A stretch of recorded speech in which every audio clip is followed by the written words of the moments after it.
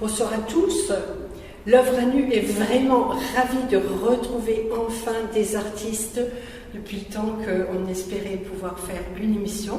Nous y sommes ce soir avec Marc De Winter qui est avec nous. Marc est sculpteur, il va nous faire découvrir son univers et je pense que vous allez passer une belle soirée avec nous.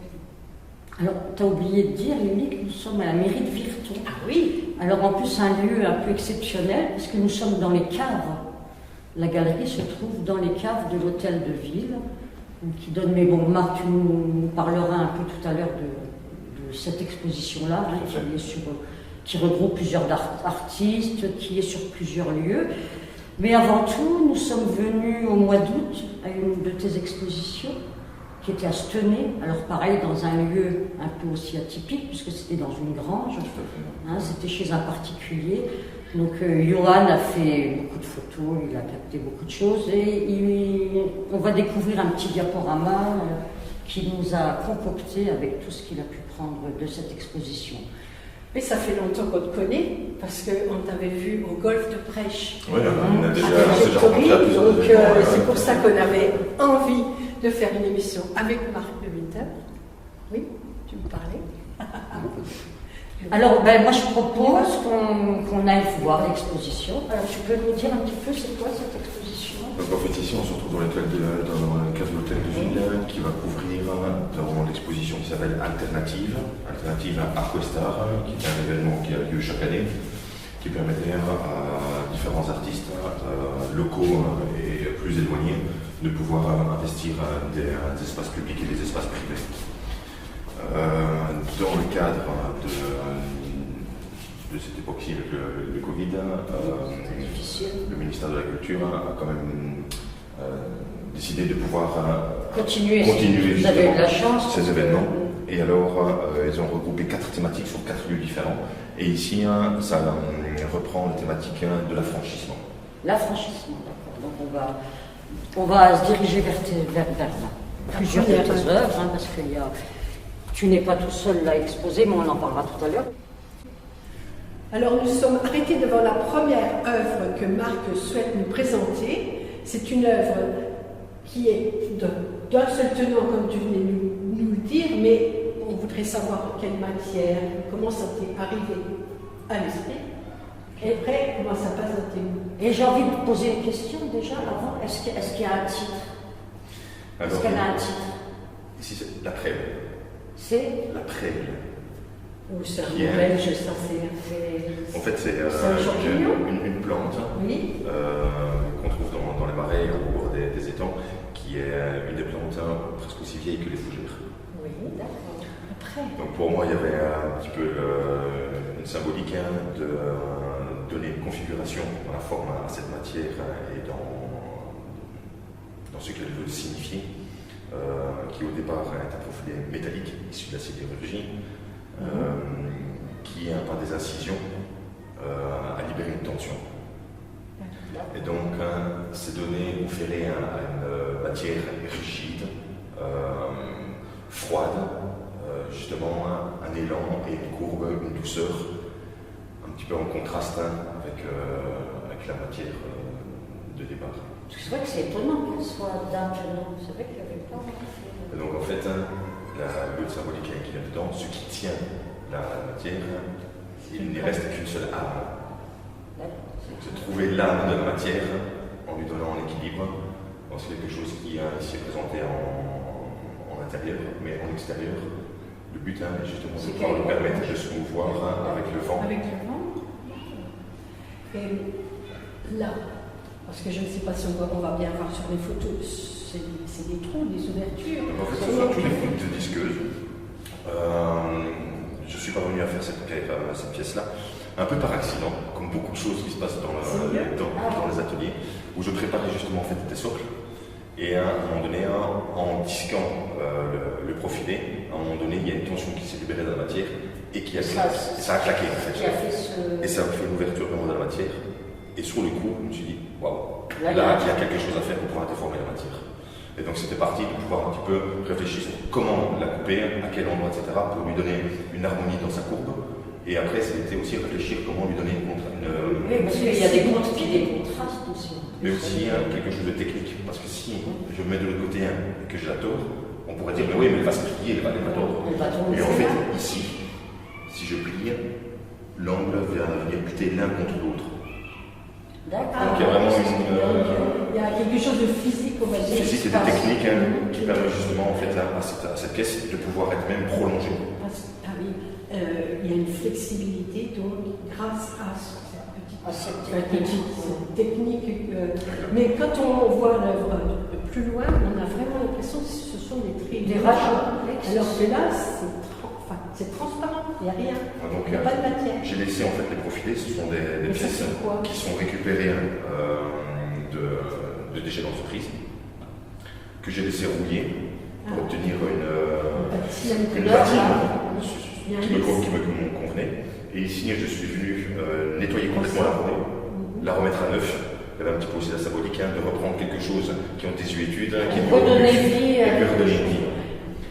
Et alors le noir ici, de la même manière que la partie brune rouille, je lui ai remis un produit qui permet de protéger la rouille, de la stopper, qui est un mélange d'huile. C'est aussi une petite recette que je sais. Et puis pour finir, il existe des produits qui permettent de protéger le métal. Pour terminer l'œuvre. Des produits inhibiteurs de rouille. Qu'elle puisse vivre sa vie dehors. Est-ce que c'est une commande, entre guillemets, d'une ville ou c'est... C'est pas une commande de ville, c'est quelque chose que je souhaiterais justement pouvoir proposer dans des espaces publics. C'est grand, hein. La grandeur et aussi la symbolique que je lui accorde peut autant se trouver chez les particuliers ou en intérieur, mais voilà, tout son sens se prendra quand elle pourra être dans le vent. Enfin, dans le vent. Donc c'est quelque chose qu'on pourra voir un petit peu plus loin, qui peut être aussi illuminé. J'ai intégré dans d'autres pièces des lampes, justement, pour pouvoir donner dans l'âme de la pièce qui est creuse, justement de la lumière. Donc c'est un petit peu la symbolique, justement, aussi de pouvoir, au travers de la matière et des œuvres, suggérer la lumière qu'il y a à l'intérieur des choses et qui est à découvrir. Oula, on est dans la grande symbolique. On va passer à une autre œuvre. Alors Marc, là, on tombe sur quelque chose de complètement différent. Voilà, savoir que je travaille donc différentes matières. Au départ, j'ai travaillé la pierre, différents marbres, différents grès. Et puis, au fur et à mesure de la création, j'aurais aimé explorer et découvrir d'autres matières, d'autres techniques. Et donc ici, on se retrouve dans une composition qui allie à la fois de la sculpture et en même temps juste l'œuvre d'art de la nature elle-même. Oui, parce que l'envoi, c'est comme c'est mélangé, voilà. C'est du bois flotté. Donc c'est pas un bois flotté en fait, c'est du lilas qui est aussi resté dans mon atelier pendant je veux dire quelques années, en tout cas plus de 2 ans, je ne saurais plus dire exactement. Et je savais déjà en fait, en voyant la configuration, que c'était un corps de femme. Maintenant, comment pouvoir lui donner vie. C'est venu il y a peu de temps. Donc ici, en fait, j'ai utilisé une technique qui s'appelle la technique du bois de 100 ans, qui permet en fait de conserver le bois en le brûlant. Ça lui donne une couche de protection de charbon, sur lequel j'ai réappliqué en fait une cire, qui est ici aussi de sève d'arbre, sur lequel après j'ai remis une patine de graphite. Donc il faut le brûler vraiment, enfin je suppose qu'il faut... Donc il y a un degré en fait de carbonisation entre guillemets qui se fait pour pouvoir à la fois garder la texture du bois et en même temps vraiment la protéger. Et donc quand tu as vu ce morceau de bois, tu t'es dit, oh tiens, ça c'est un corps, tout ça, et tout de suite tu as pensé à cette technique ou alors ça pas au moment donné où j'ai repris le morceau de bois. C'est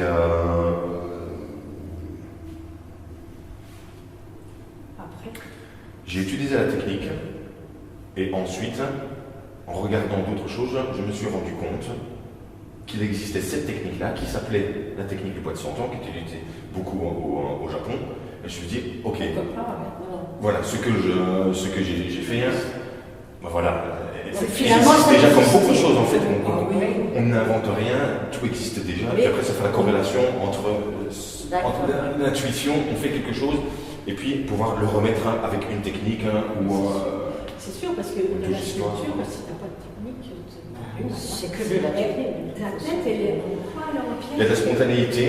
Oui. Ça, c'est quelque chose qui est très intéressant dans l'art à pouvoir discuter.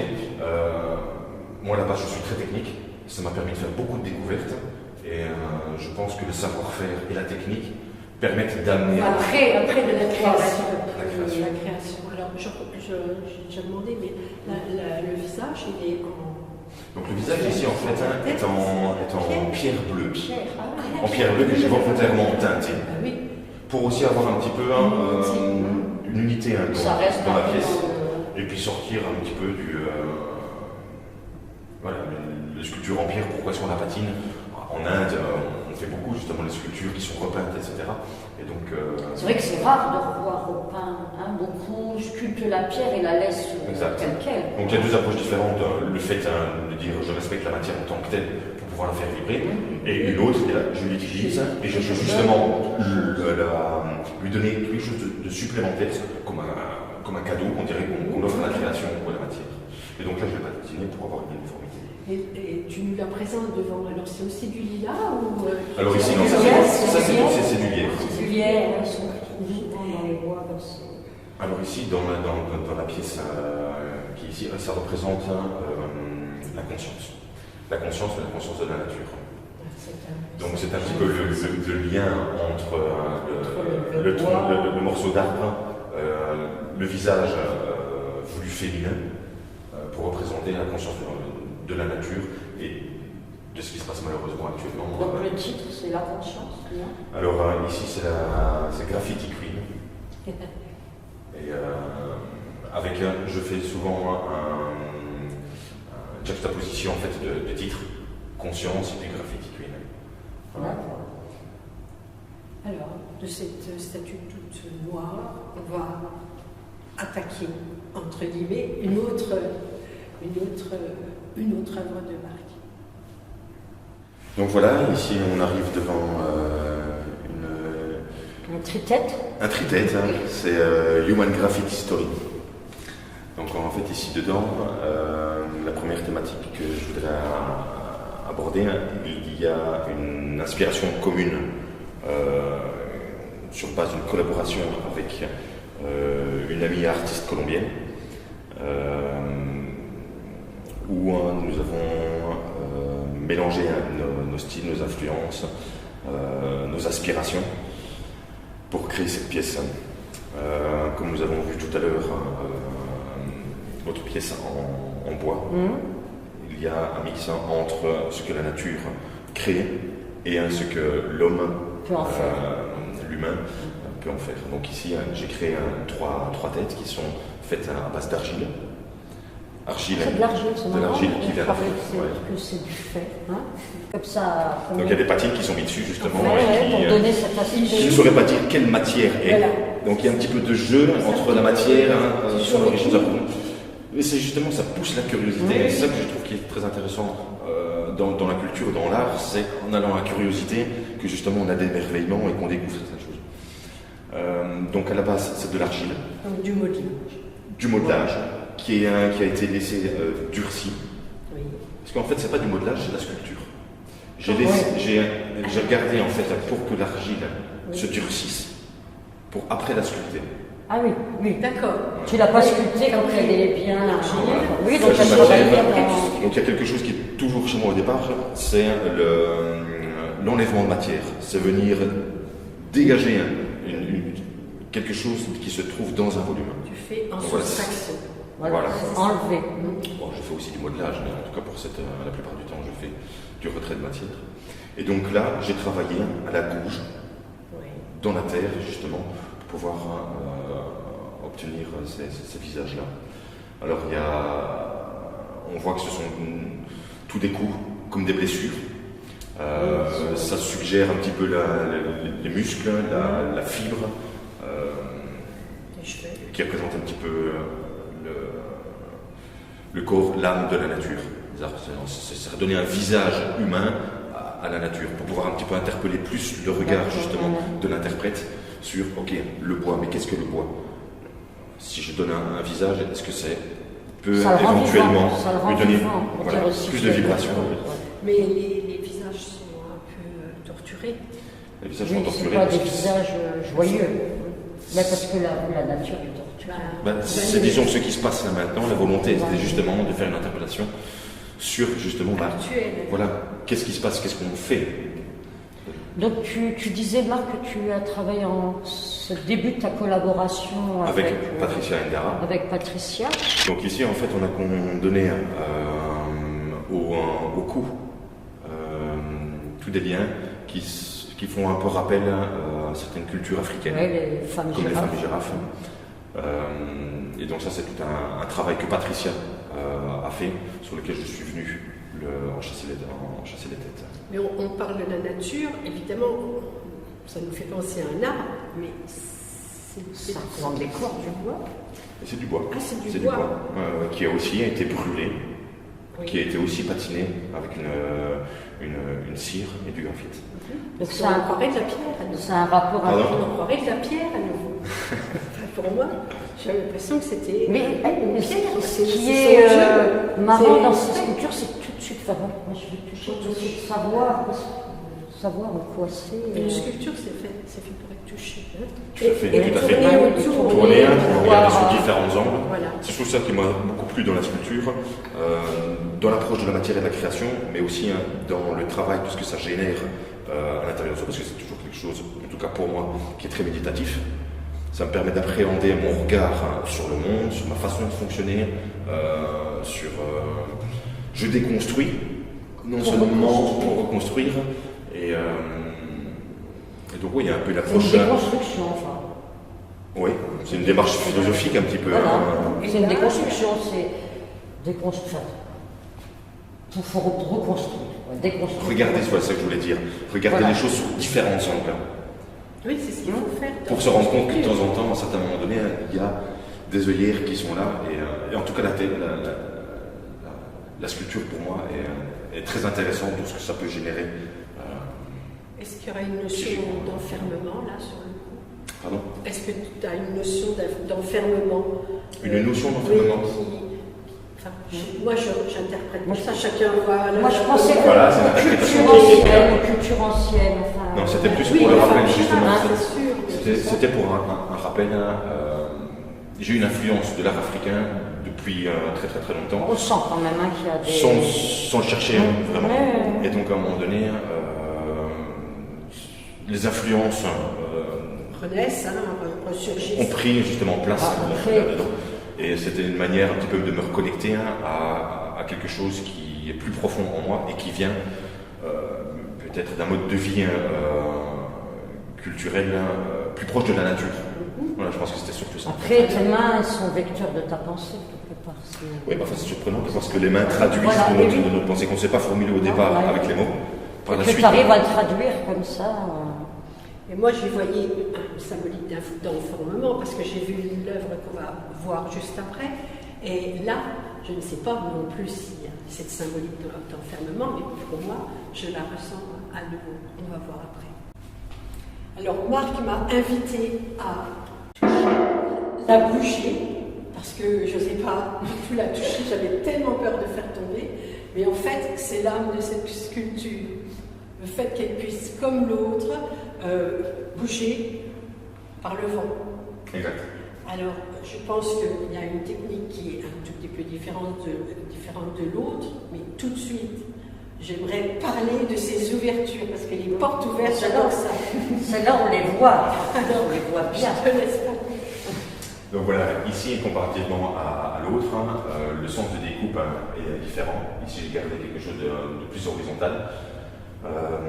Pour lui donner cette courbure, mais en gardant un aspect de cubisme. C'était une approche d'un autre courant artistique. Donc c'était travailler vraiment juste avec la géométrie. Et j'ai voulu ouvrir la matière le plus possible, en allant jusqu'à sa contrainte limite. Et donc j'ai ici créé des ouvertures qui sont un petit peu la symbolique de différents différentes choses dans le parcours de vie, par exemple, qui sont des fenêtres sur des choses qui nous nourrissent. Et donc c'est un petit peu la symbolique de comment donner de la légèreté, de l'élasticité et de l'ouverture au maximum à une matière rigide. On peut aller de l'intérieur vers l'extérieur, mais il y a aussi la possibilité de rentrer dans l'œuvre. Donc voilà, c'est justement le mouvement de différence. Et de l'autre côté, je pense que Johan, j'espère que tu as des photos pour passer dans le diaporama. De l'autre côté, c'est encore plus ouvert, enfin, à plusieurs niveaux. À plusieurs niveaux. Ici, c'est une porte, je vais appeler ça une porte, et là, c'est 3 ou 4 portes. J'ai des fenêtres là. C'est des portes-fenêtres.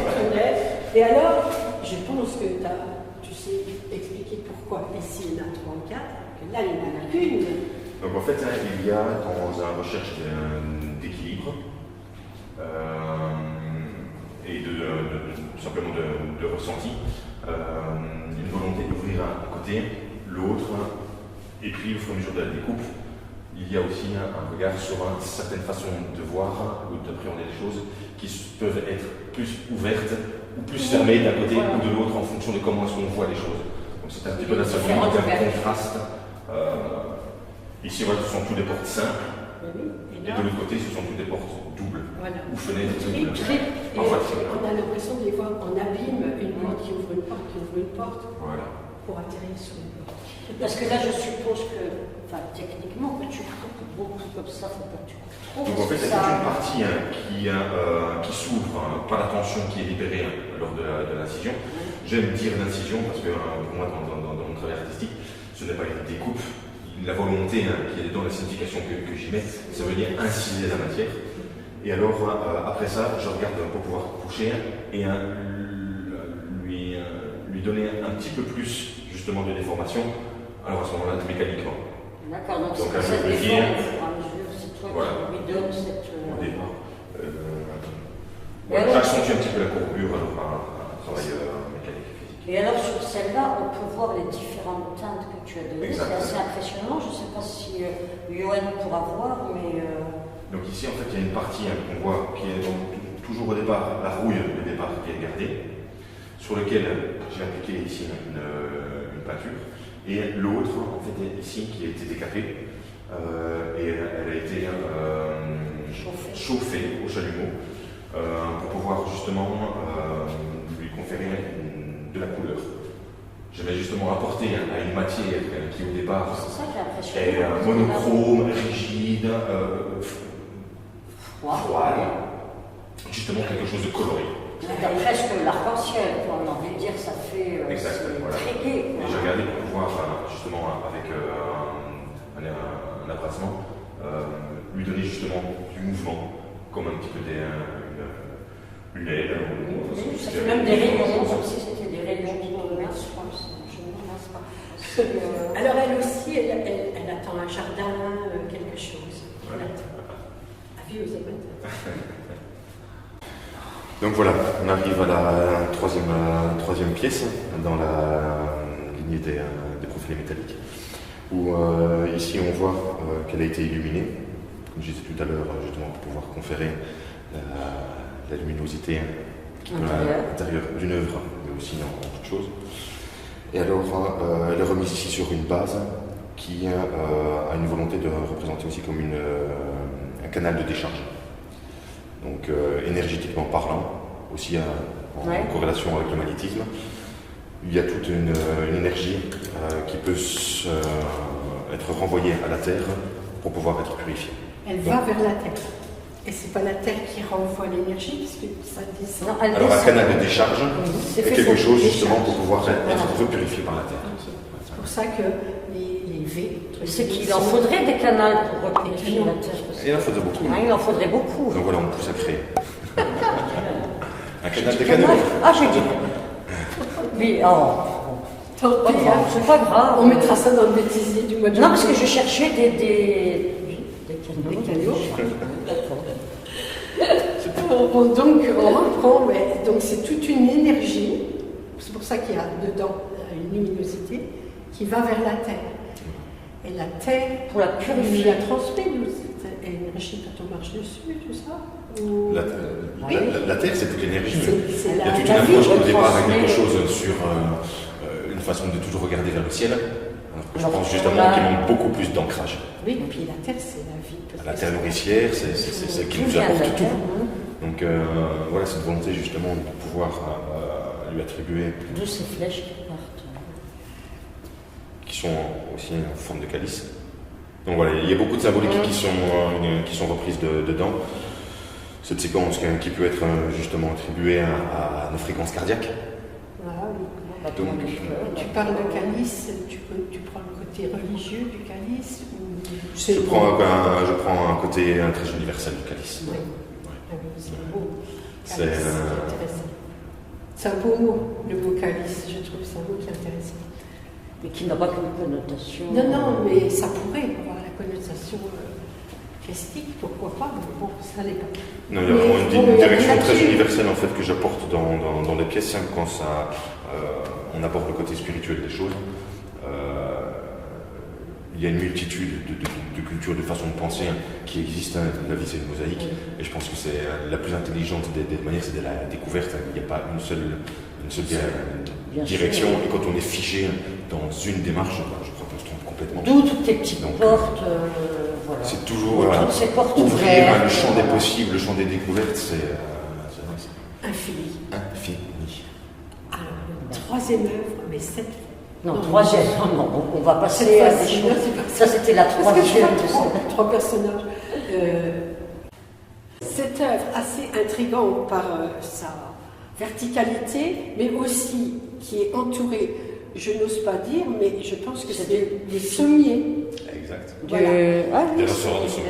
Alors, je ne parlerai pas de la tête, enfin, si c'est une tête, parce que moi, je la vois dans tous les sens, donc je vais laisser l'artiste parler. Donc, effectivement, il y a un sens. Ici, on est de face à la caméra. On voit ici, en fait, un casque. Ce casque, c'est deux orifices d'écoute, si on pourrait dire comme ça, qui sont travaillés, en fait, par facette et dans une volonté de pouvoir approcher une tête plutôt d'insecte. Fourmi, oui, moi, essentiellement. Une mouche, alors la mouche, j'y pense à un moment donné dans les yeux à facettes, toujours dans cette façon de regarder les choses sous différents angles et de regarder de différentes manières, où j'ai travaillé justement la configuration de la pièce par facette. Donc la volonté en fait ici, c'est un lien entre science-fiction et la nature, les insectes. On ne le consomme pas ici, mais il y a quelque chose que je trouvais très intéressant dans le fonctionnement de la société chez les fourmis, mais aussi comparativement à la nourriture pour les humains. Se nourrir des insectes est en fait une des nourritures la plus prolifique, je pense. Dans certaines cultures, on la consomme. Chez nous, c'est pas le cas. Pas encore. Donc voilà, il y a un petit peu ça comme approche qu'on peut aborder.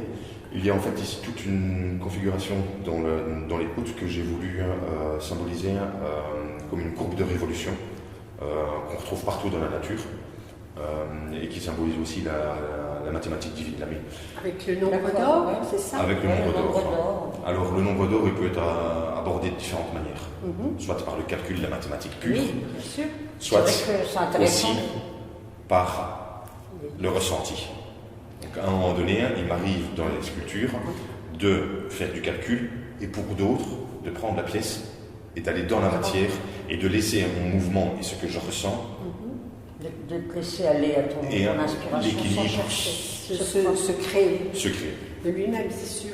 Donc elle a un titre, Donc ici, cette pièce-là, elle vient d'être créée il n'y a pas si longtemps que ça. D'accord. Donc c'est et souvent, les titres ne sont pas définitifs au moment de la création. Donc ici, ça vient après. Il y en a qui existent dès le départ. Je veux réaliser cette pièce-là sur telle intention. Et d'autres qui sont en fait dans l'agencement des pièces les unes avec les autres, symboliques. Quand je vais un petit peu continuer l'histoire ici, c'est comme une rencontre d'histoire qui doit à un moment donné pouvoir se réunir dans un titre. J'aime aussi cette approche-là. C'est sûr, parce que souvent, ça aide le public à comprendre l'œuvre, le titre. Ça te Mais donne... des fois, ça bloque. Donc, c'est bien d'en donner, et des fois, ça t'empêche de parfois, justement, partir ton idée à toi en voyant. Ouais, ou en décrivant la pièce. Oui. Après, Après, on peut s'y projeter. Et on rejoint l'artiste, quand tu nous expliques et tout ça, on va se rejoindre obligatoirement. C'est ce qui est toujours intéressant d'ailleurs, c'est pour ça que c'est intéressant là, que tu puisses nous parler de cette pièce, de nous expliquer, parce que c'est vrai que si on arrive là, c'est pas trop... Donc l'histoire de la pièce ici, c'est pouvoir reposer sur une colonne vertébrale qui est un morceau de bois qui est issu en fait de découpe de machines numériques. Ah oui. Donc c'est ça le côté aussi entre technologie et le côté naturel. Et ici, ce serait peut-être, comparativement parlant, à une autre pièce, une notion de conscience qui, à travers les âges, entre notre rapport à la nature et le rapport à la technologie, à l'heure actuelle, qu'est-ce qu'on peut faire justement? C'est un petit peu on arrive à un niveau de technologie qui n'est pas égal à un niveau de conscience.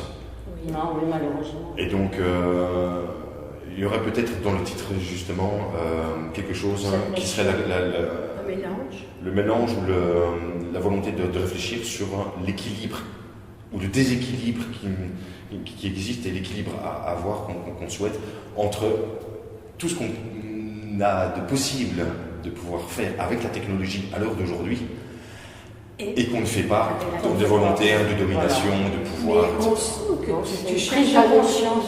Une prise de conscience, un appel à la conscience. Donc encore voilà, ces grands personnages qui sont là, qui ont volonté de trôner. Enfin, je veux dire, il y a encore cette idée d'ouverture dans la tête. Donc c'est de pouvoir faire le vide, en même temps c'est quelque chose qui peut passer au travers. D'une oreille à l'autre. D'une oreille à l'autre, d'un endroit à l'autre. Et je disais que on ressent, peut-être que tu l'as fait inconsciemment parce que c'est ton truc, l'équilibre dont tu nous parles, parce que là, tu as la rectitude de ces carrés-là, et puis tu as le cercle. Avec ce lien qui représente en fait la dynamique de vie. Voilà, qui le tient, spirale, qui tient debout, en fait, cette colonne vertébrale qui est bien raide. Et là, tu as à nouveau la possibilité de basculer, je pense. C'est l'équilibre dont tu nous parles, qui est trouvé dans l'œuvre-là. Enfin, je ne sais pas. Hein. Mais non, je vois tout à fait. Si, c'est bien, en discutant ensemble, etc., il y a une complémentarité qui se fait. Après, chacun y met un peu. Bah oui, mais bon, je parle de ces idées.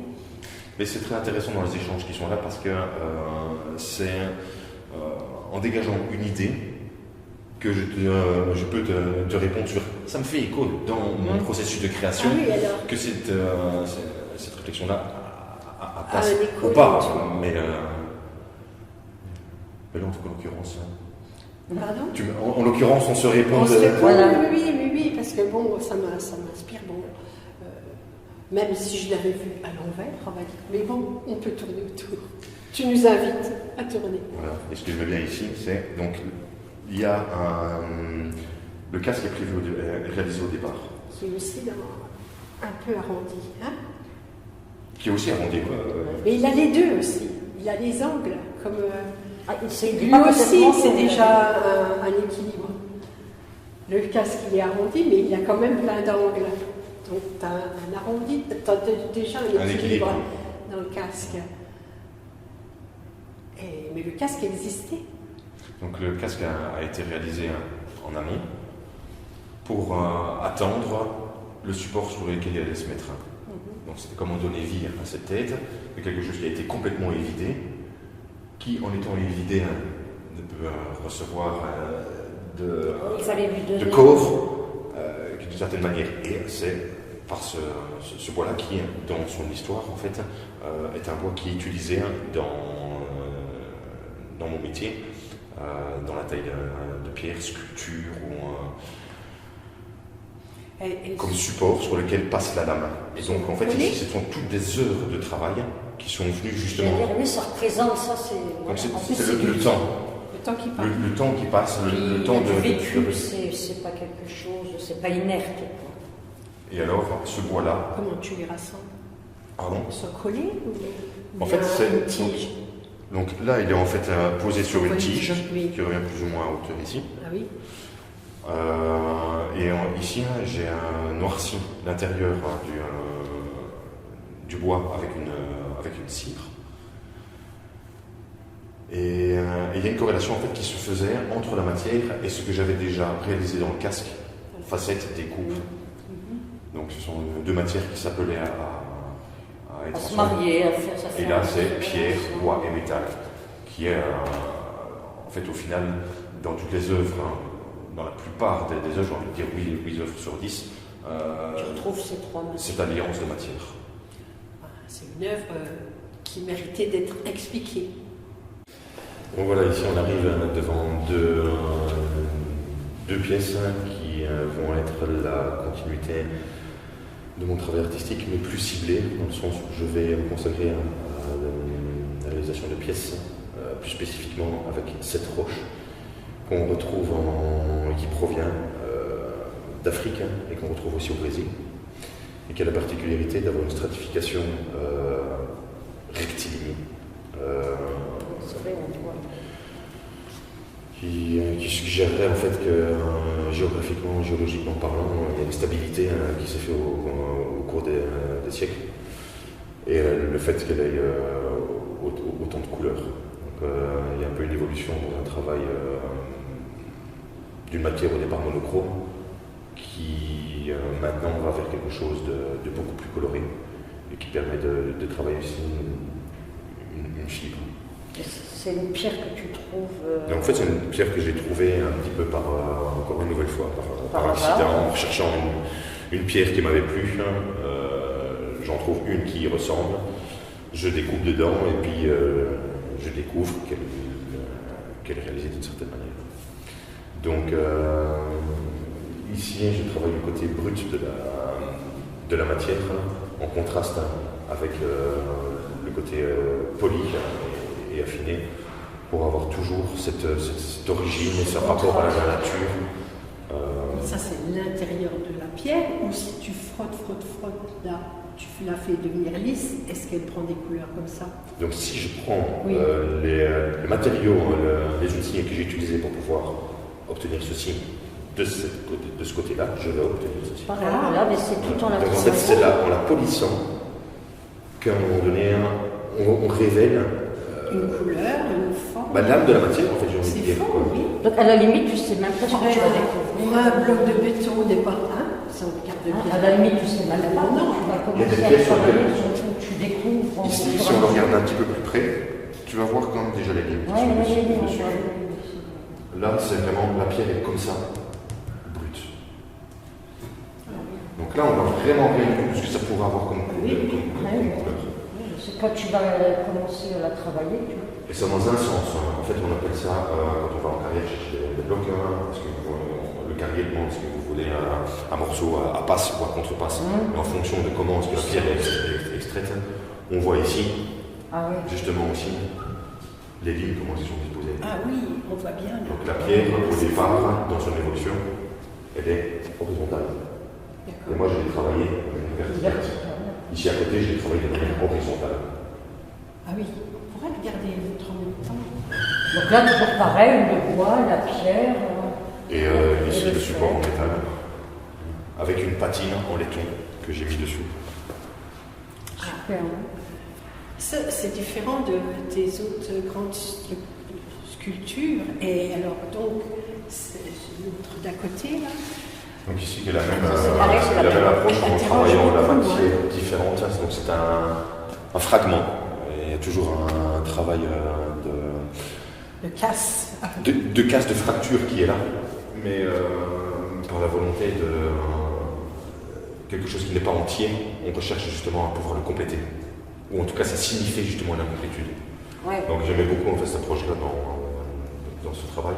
Et le fait du regard, la façon dont on peut regarder les choses, et la façon dont aussi on peut se sentir regardé.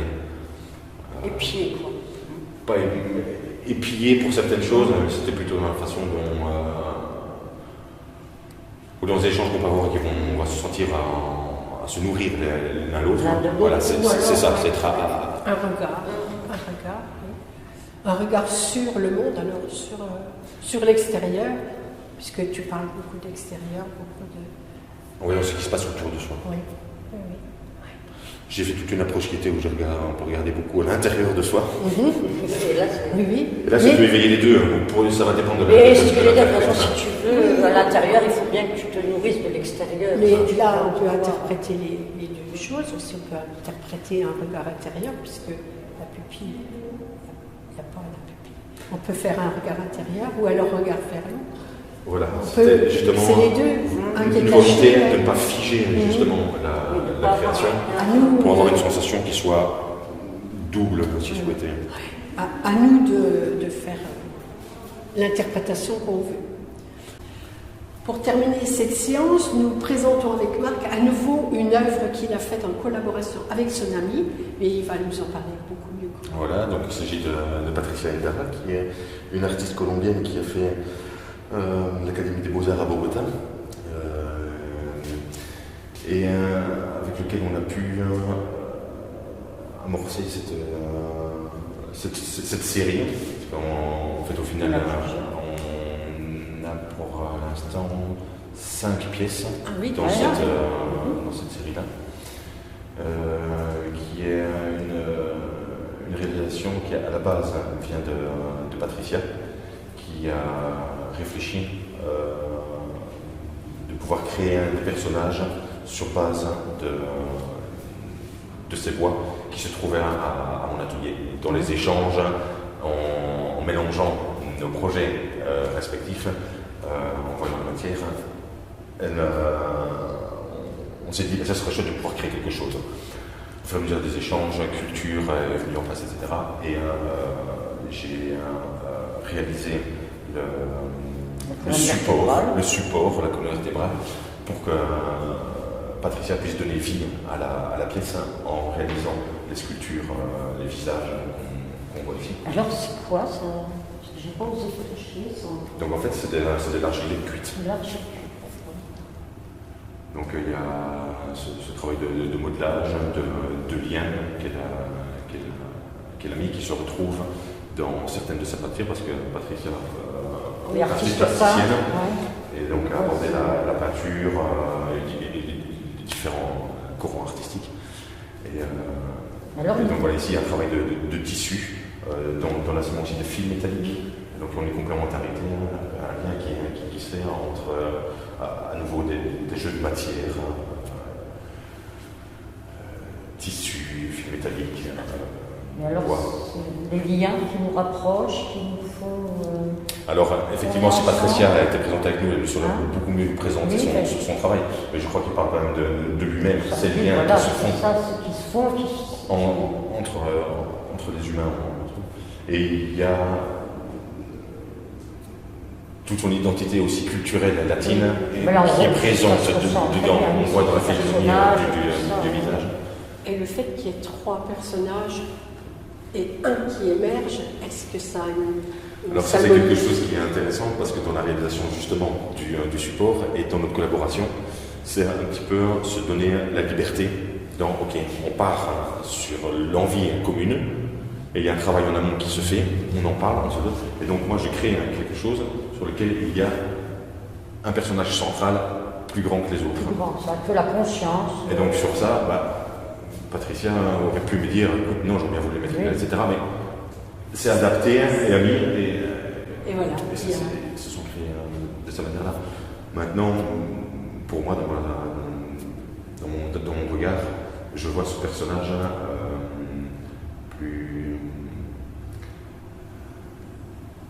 dubitatif. Dubitatif, non, mais c'est pas le. C'est ce que je pense. Plus de tribu. Il y a quelque chose de plus.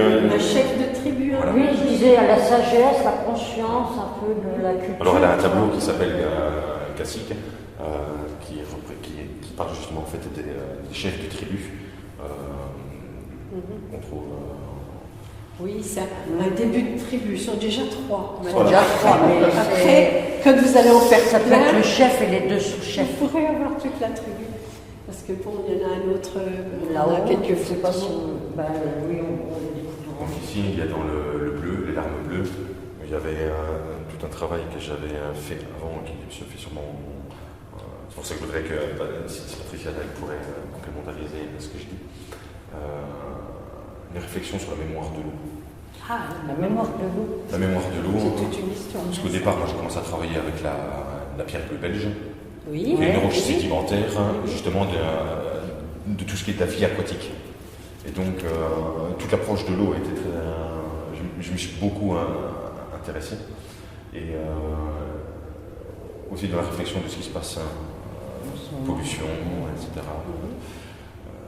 Donc, C'est un peu les larmes, deviennent C'est le larme. les larmes bleues, justement, par rapport à tout ce qui se passe pour eux. l'eau aussi. Réflexion un petit peu d'une sagesse ancestrale qui serait là pour pouvoir... Remonter à la Et surface. qui pleurent en regardant ce qui se passe, quoi. C'est ça qu'ils sont. Ils se disent aussi, ils voient ce qui se passe, ils se disent, Un appel à la qu'avez-vous conscience. fait, quoi. On va terminer cette émission. Eh bien, Marc, merci de nous avoir accueillis là, sur ce lieu d'expo. Et puis, on est bien content d'avoir fait le tour un petit peu avec toi. Mais maintenant, tu pourrais nous parler de tes projets. Qu'est-ce que tu vas faire? Tu as des choses en vue? Donc là, pour l'instant, j'ai un projet qui, en fonction de l'époque actuelle, va pouvoir voir le jour ou pas. C'est de pouvoir faire une résidence artistique en Colombie. Ah, en Colombie. Par l'intermédiaire, justement, de Patricia. J'ai pu être en contact avec un de ses amis qui est sculpteur à Bogota et qui a mis en place une résidence artistique. Ça serait un Donc, super projet. découverte de techniques, On viendra te Ah voir. oui. ce sera avec grand plaisir. On fera une émission là-haut. Hein, Oui, Johan, à Bogota. On prendra une petite semaine. Et donc, dans la préparation de ce voyage-là, qui entend par l'été, on ne sait pas encore trop comment est-ce que ce sera possible de le réaliser, je vais retravailler toute une série de pièces dans une roche bien précise, celle dont on a parlé tout à l'heure, cette roche qui est issue justement d'Afrique et de Brésil. Donc, Pas très loin non plus de la Colombie et de Reste Bogota. un peu dans le... Et un travail de peinture qui va se mettre en place. Ah, Oui, parce qu'on a pu découvrir à notre exposition un de tes tableaux. Donc j'ai fait quelques tableaux, ça remonte à il y a des années. J'ai d'abord peint avant de faire la sculpture. Avant de commencer la sculpture. Et là maintenant, là, il y a un besoin qui va se faire et qui va être imprégné justement des dernières années, justement du travail de la matière et qui pourra, je pense, se transmettre sur la toile. Voilà. Donc peut-être qu'on aura une toile qui ressemblera à de la pierre. Voilà. Ah, pourquoi pas, oui, c'est... et là, ça serait vraiment boucler la boucle. Alors, on te remercie énormément. Merci à vous. Merci, C'est vraiment merci, très, très Marc. facile. On peut retrouver ton travail sur la page Facebook. Entre qui autres, la s'appelle page Facebook. Marc de Winter. Ben, on mettra le lien. W, on va mettre le lien. Et puis, tu as. Donc il y a un compte Instagram. Voilà. Et là, je suis en train de mettre à jour un nouveau site internet. Ah, Alors, donc, dès que tu l'auras préparé, ce site, nous, on relaie toutes, à partir de maintenant, on va relayer toutes tes informations sur la page Facebook qui s'appelle Le Vrai Nu.